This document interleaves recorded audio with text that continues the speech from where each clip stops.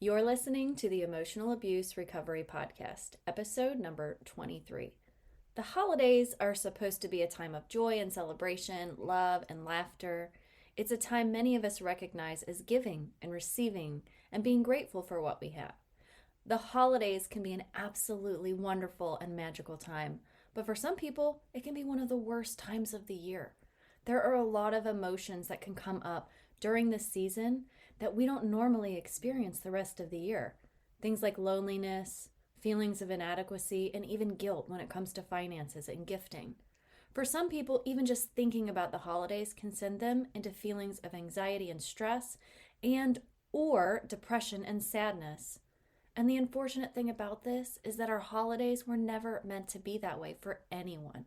So, if you or someone you know is struggling emotionally because of the holidays being right around the corner, listen in to today's episode and share this with someone who needs it, because I'll be giving you some practical tips and ideas on how you can not only cope with the holidays, but actually start to enjoy them again.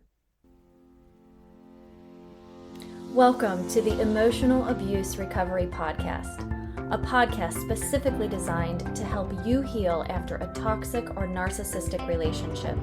This podcast teaches you to use your subconscious mind to go from feeling stuck to set free. In here, you will learn how to use the power of your own mind to free yourself from emotional pain, move forward with confidence, and experience the inner peace you deserve in your healing journey after emotional abuse. I'm your host and subconscious reprogramming coach, Allison Dagny. So let's get started. So I want to share something with you right off the bat because I'm someone who knows what it feels like to really, really hate the holidays. And I would put a smile on my face and play the part for my kids and for everyone else around me, but I really just wanted to skip right over it most of the time. Luckily, I don't have that same feeling anymore, and I truly do enjoy the holidays. It wasn't always like this for me, but I think part of my dislike for the holidays was because when I was with the abuser, I had to do everything all by myself when it came to the holidays, and maybe you can relate to this, but I was the one that wrapped all of the presents, and I was the one that did all of the fun things for the kids, and I had bought presents for the family and the extended family and my abuser's coworkers and white elephant gifts. And I was the one who set up the tree and all the decorations and all the outdoor Christmas lights. So naturally, I'm sure you can see why this became extremely overwhelming and over time gave me a lot of anxiety and stress.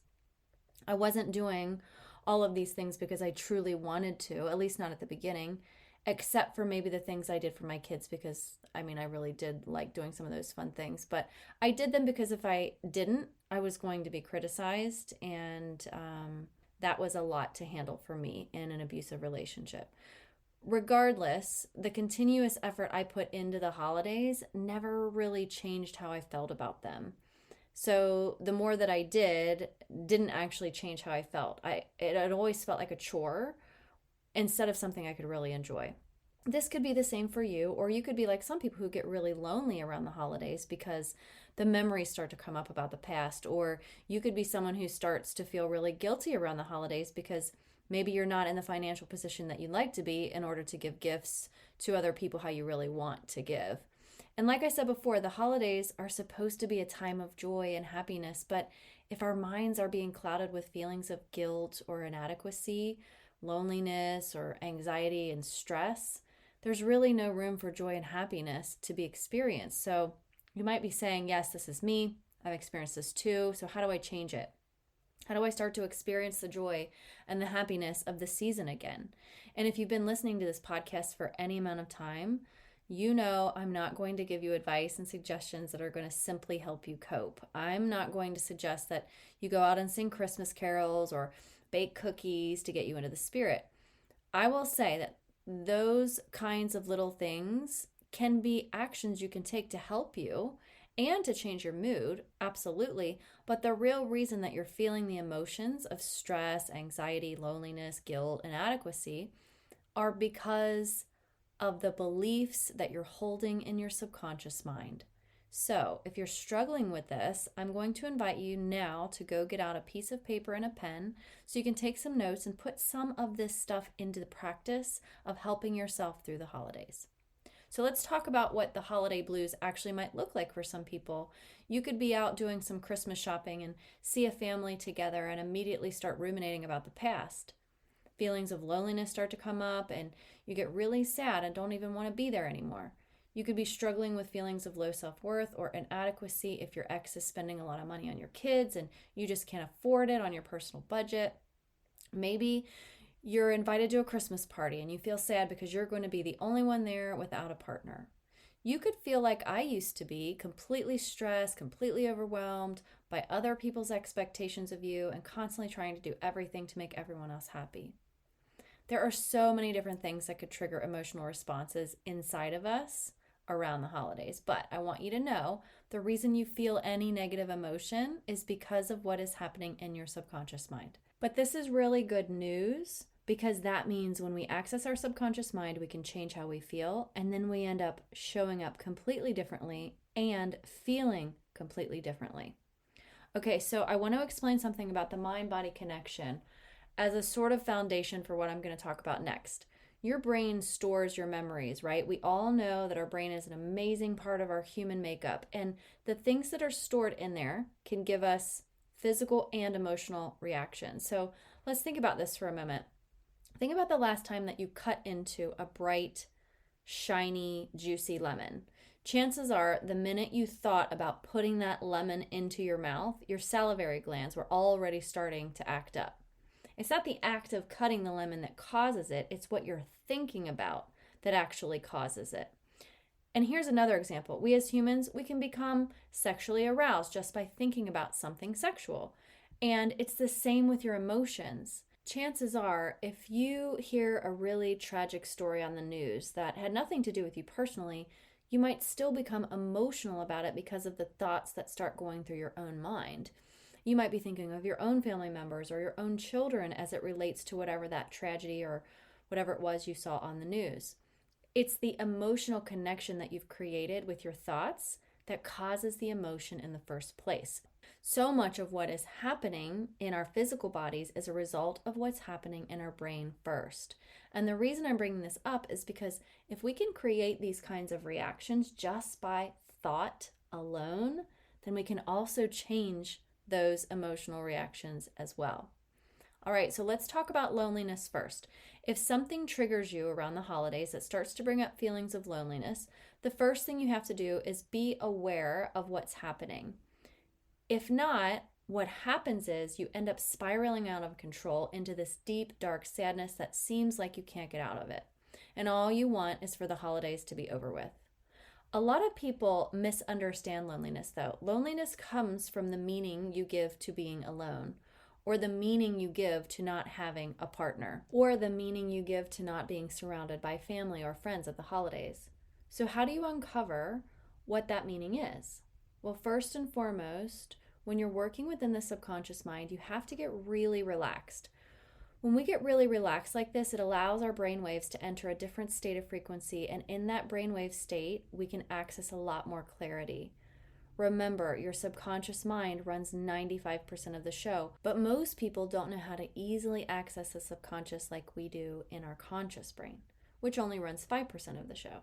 So getting really relaxed is going to help you reach the thoughts in your subconscious a lot easier. So here's how I do it. I sit in my bed, I prop up a bunch of pillows behind me. I turn on my rain machine, which if you don't have one of those, you can just use nature sounds on your phone or meditation music or something like that. I put my blankets on me and I set my notebook on my lap with my pen. And I close my eyes and I do some deep breathing exercises until I'm really relaxed. And then I start to think about what is it that I'm trying to uncover in my subconscious. So if I was doing this work on loneliness, I would do the same thing, just like I set up, and start to think about what is making me feel so lonely. And I would let those thoughts come into my mind, and the very first one that I think I'm going to put on paper. Close my eyes again, relax, and keep thinking and keep repeating this and putting more and more thoughts on paper.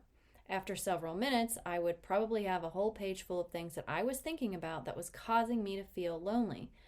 Some of the thoughts might be something like, for example, it's not fair that I have to be alone. I'll be missing out on so much. People should invite me. Holidays should be spent with family. I should get to see them on Christmas, right? And of course, there's probably going to be a lot more subconscious beliefs than this. But something that's important to remember is that your mind believes whatever you tell it. So if you keep repeating these things over and over in your subconscious mind, well, those thoughts are what will keep you in the state of loneliness. Because here's the thing, if you didn't believe those things, how would you feel? If you couldn't believe those thoughts that you're thinking, it would completely change how you feel. And here's something else, and I've said this before, but a subconscious belief is only something that is not 100% true 100% of the time for 100% of people. So even though many times it feels like it's true and it seems like it's a fact, the missing piece is that we neglect to look at other possibilities. It's in looking for other possibilities that we release the negative emotions. So let's look at one of the examples that I said before, and that is I should get to see them on Christmas. Let's do that one. If this thought is going on repeat in your mind over and over again, but the reality is you don't get to see them on Christmas, it not only would create feelings of loneliness, but quite possibly feelings of anger or frustration or sadness. Okay, so I use this particular example because I know people have different opinions about it. For instance, my mother grew up in a 2-parent household with 3 older siblings. She had grandparents on both sides. Nobody was divorced. She had grown up celebrating all the holidays on that particular day. It was important to her, and she believed that this is how it should be. Now remember, everybody has their own programming, so basically what I'm explaining here is my mother's programming to you. And this is just part of her programming. I'm not judging it, and I'm not judging her. I'm just explaining that this is how programming works. I was also programmed, and so were you, but in a different way than my mom. Now, we're going to switch over to my life growing up. I had divorced parents. I had multiple families that I had to go visit. And because of this, many times the holidays had to be celebrated on random days of the week and sometimes even weeks before or after the holiday. When I was married to my ex, it got even more complicated with additional family members and people to see. Now, if I was someone who believed that I should get to see my family on Christmas, when my reality is that I don't get to see them on Christmas, I'm going to suffer emotionally. If I'm someone who believes I should see my friends on Christmas and I don't, I'm going to suffer emotionally and feel sad or feel lonely. If I don't think those thoughts and I don't believe them in my subconscious mind, then I wouldn't experience it in the same way. So now you might be asking, well, how do I stop thinking the thoughts that I've been thinking on repeat for my whole life? Things that I've been programmed to believe since I was born. And here's what I'm going to tell you to do. Look at that piece of paper that you wrote down all of the meaning to. Start with one of the things that you wrote down, just one, and really try to see a different possibility. All you're doing here is challenging yourself to look at it in a different light. And if you feel resistance to even coming up with a different meaning, I can tell you right now, that's completely normal. Think of these automatic thoughts and meanings that you give to things like the deep groove on a record player that has just gone around and around and around and never gotten off that groove. Just repeat, repeat, repeat, same tune.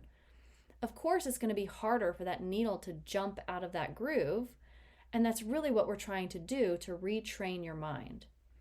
Okay, so in fairness to my mom, and I'm sure she wouldn't mind me sharing this story with you, she actually altered her programming. She no longer holds on to the belief that the holidays need to be on that day. So how did she switch it? She reprogrammed the thoughts that were going on in her mind, and she looked for alternative meaning. She changed her thinking to holidays should be spent with loved ones whenever you can.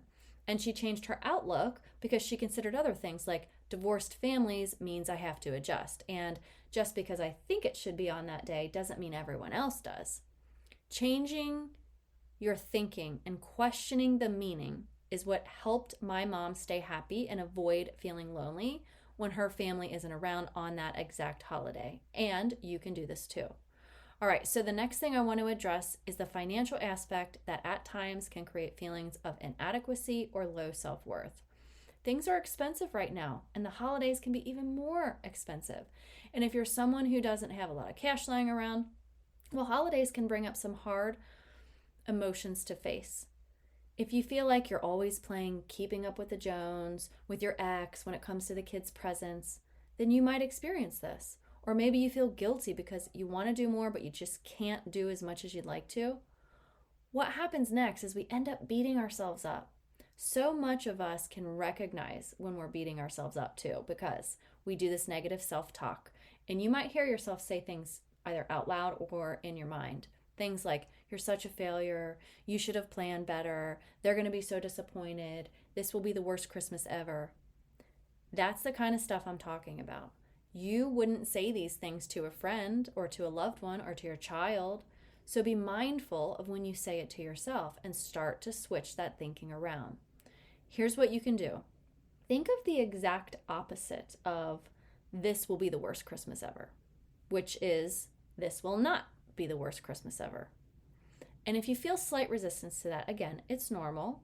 When we predict the future, as in stating this will be the worst Christmas ever, go a little deeper and ask yourself, what's the consequence of having the worst Christmas ever?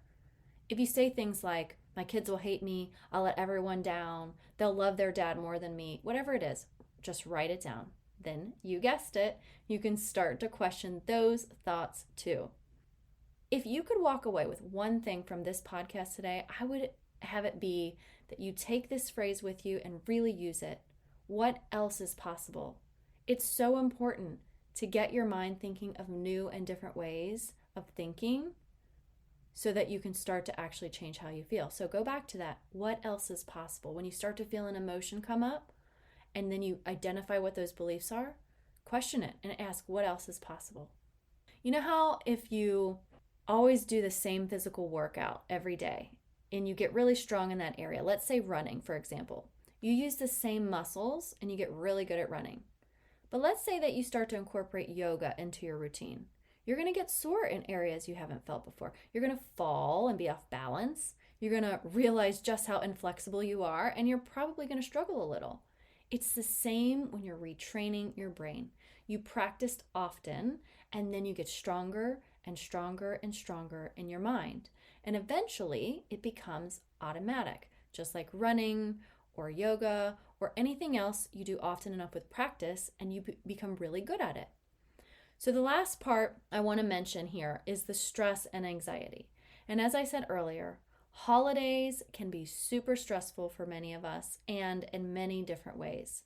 This is probably one of the more common feelings people say that they have about holidays. But things like travel, disrupted routines, extra pressure, extra spending, all of this contributes to stress and anxiety that we might feel during the holidays. And stress and anxiety is one of the easiest emotions to recognize in our bodies because it oftentimes results in a physical manner. We might have that like flutter in our chest or get headaches, tension headaches, maybe feel really tired or run down. But typically we know when we're feeling stress and anxiety. So the good news is you don't have to really work hard to identify the emotion. You just have to start thinking about what's creating the emotion. And I'm going to say this with so much compassion. If you are experiencing stress and anxiety, what's creating the emotion is not the travel. It's not the disrupted routines. It's not the extra spending or having to visit your in-laws. What's creating the emotion are the thoughts that come before it. So, are you predicting the future again? Sending your mind down a spiral of thoughts that you think is going to happen? Most of the time, stress and anxiety, which are rooted in fear, come from made-up scenarios in our minds. Remember, our subconscious mind doesn't know the difference in reality and imagination. So if you replay a made-up fight in your mind at the in-laws' house, your brain thinks it's real. And that means you're going to continue to feel stress and anxiety because you're putting yourself in fight or flight mode, even though that was never your intention. Are you creating if-then scenarios in your mind? Thinking things like, if I don't get this shopping done, then I'm a bad mom. Thoughts like this remove the possibility that two things can be true at the same time. Because isn't it also true that being a good or bad mom isn't actually dependent on if you get the Christmas shopping done on time. It just means you didn't get the Christmas shopping done on time. Isn't it true that you could probably think of lots of other ways that you are a good mom, regardless of if the shopping gets done or not? Sometimes people set up scenarios like this for themselves because it keeps them accountable. No mom wants to feel like a bad mom. So if you put that extra pressure on yourself, maybe you're feeling a bit more motivated to get the shopping done so that you can avoid feeling like a bad mom. But here's the thing, you don't need that negative motivation to get it done. Maybe you just need some planning and some organization or a shopping helper or Amazon. When we're dealing with stress and anxiety, you'll hear all kinds of tips to reduce stress, and they all help. Meditate, breathe, eat well, sleep well, exercise. I'm telling you, I know they work because I've done them, but guess what? They work even better when you reprogram the automatic thoughts and no longer have them running the show. You get so much better of an outcome from these other modalities when you've retrained your brain to think in ways that no longer allow you to become stressed in the first place. Okay, so just a recap. As far as loneliness, check in with what you're making being alone mean around the holidays. And for feelings of inadequacy or low self-worth, be open to other possibilities and what you are believing about yourself. And lastly, when we are dealing with anxiety and stress, make sure you aren't catastrophizing or setting up future doomsday scenarios for yourself. If you are, start to question it. Remember, your mind just wants to keep you safe. It doesn't know if the images you've showed it in your mind are real or imagined. So try to make those images not so scary. And if you'd like to work with me on a deeper level to get to the source of your emotions and learn to reprogram them for greater peace, send me a message over on Instagram or Facebook, or you can email me at allison@whentearsleavescars.com. Thank you for being here with me today in the Emotional Abuse Recovery Podcast. I hope you found value here with me. If this podcast episode was helpful to you, I'd love for you to hit subscribe and leave me a review. My goal is to help you go from feeling stuck to set free. You can find me on Instagram and Facebook, and you can check out whentearsleavescars.com for more resources and information to help you with your own emotional abuse recovery. Until next time, here's to believing in